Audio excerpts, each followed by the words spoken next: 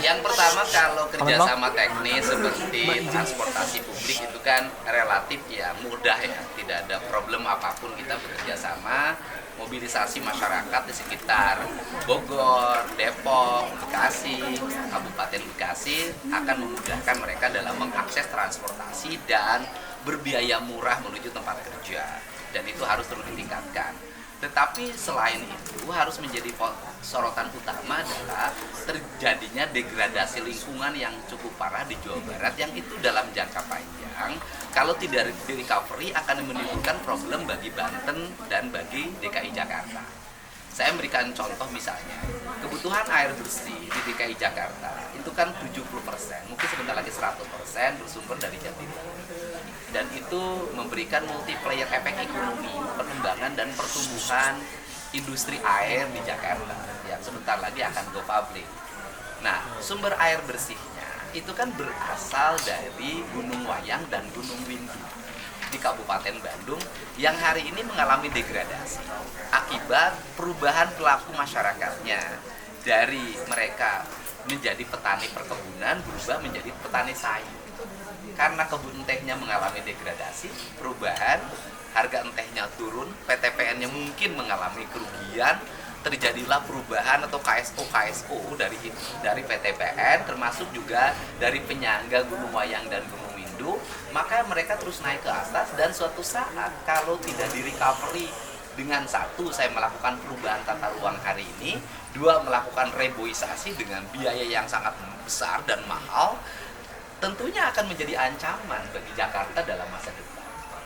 Ancamannya bukan hanya krisis air bersih, krisis energi, karena kebutuhan antara Tarum Timur, Tarum Barat akan terdegradasi, sehingga ketahanan pangan kita akan mengalami penurunan. Sehingga saya sih melihat bahwa kerjasama ini bukan hanya aspek formal, tetapi secara substansial perkembangan pertumbuhan ekonomi di tempat lain juga harus seimbang dengan recovery lingkungan yang terjadi karena pertumbuhan ekonomi itu. Kemudian saya menyoroti lagi kasus Parung Panjang. Parung Panjang itu kan sebuah areal yang rakyatnya hari ini kena ispa. Kemudian jalannya mengalami kerusakan. Baru tahun ini pemerintah provinsinya turun tangan menangani. Kalau dibuat jalan bermutu itu memerlukan 1,2 triliun. Nah, tetapi kan tidak mungkin Jawa Barat 1,2 triliun untuk merecovery satu kecamatan. Karena kita sangat luas, kecamatannya lebih dari 600 kecamatan. Tetapi di situ ada catatan penting. Pada satu sisi, masyarakatnya mengalami degradasi lingkungan, sisi lain tumbuh kelas-kelas baru, kota-kota baru di sekitar Jawa Barat. Tumbuh perhotelan, properti.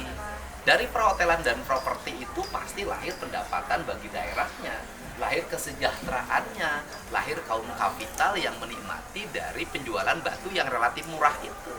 Ini kan sesuatu yang harus segera dibicarakan dan dibahas secara bersama-sama, sehingga pembangunan bisa seiring sejalan. Tidak lagi terjadi perkotaan mengalami kemajuan dan pemajuan, pedesaan mengalami degradasi, kemiskinan dan pemiskinan. Nah, ini catatan-catatan penting dalam forum ini yang saya sampaikan.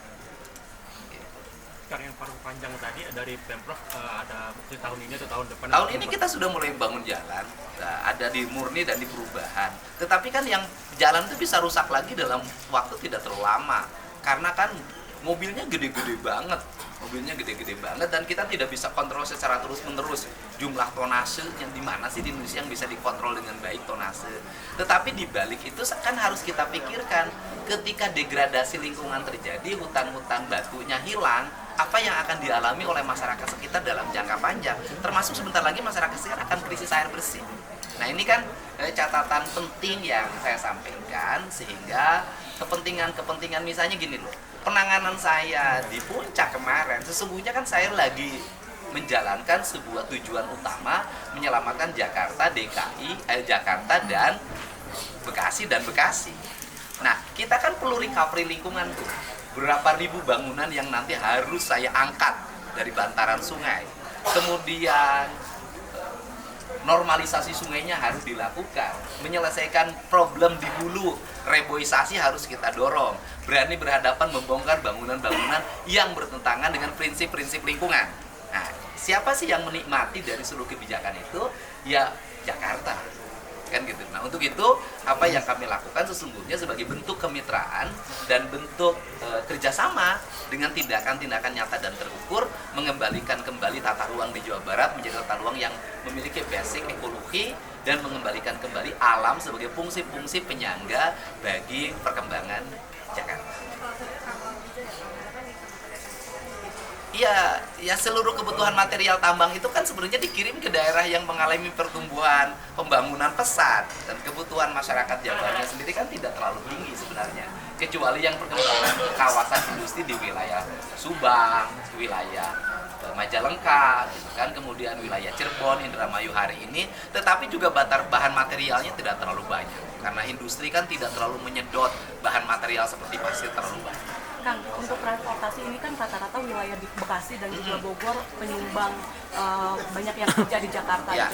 Pak Gub juga udah melakukan Trans Jabodetabek. Nanti untuk anggarannya mau bagi dua atau seperti apa Kang untuk transportasi ini? Ya kalau transportasi publik dilihat urgensinya, kan gitu. Urgensinya kalau memang itu juga harus dilakukan kerjasama dengan Pemprov dan Pemprov berikan subsidi. Kalau urgensinya itu adalah hal mendasar, kita nggak ada problem.